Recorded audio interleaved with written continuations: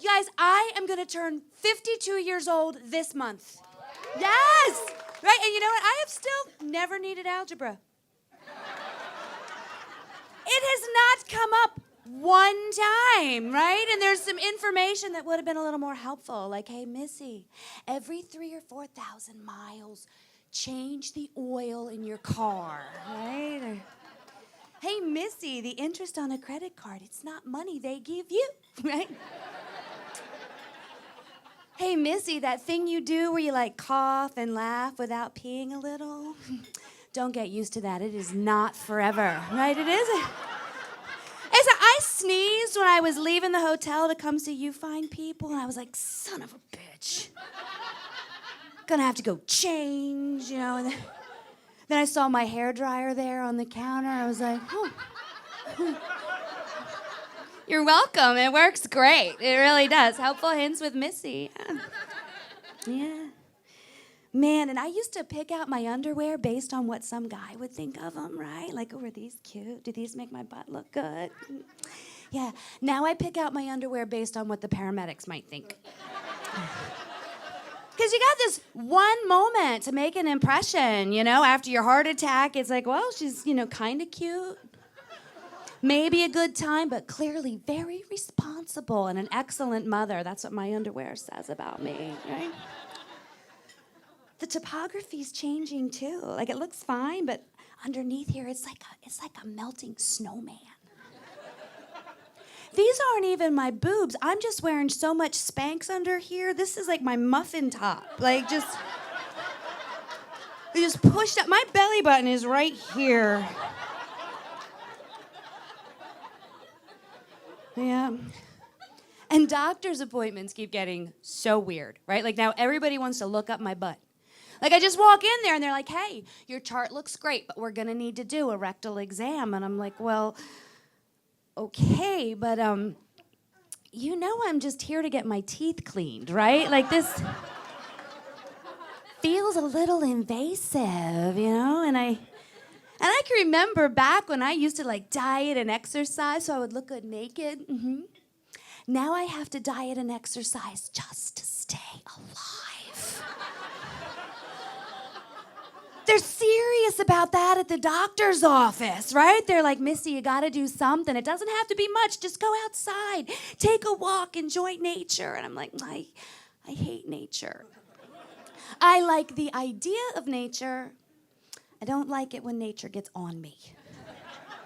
If being in nature has taught me anything about myself, it's that if I'm ever forced to choose between being a hunter or a gatherer, I am gonna be the village whore. Mm-hmm.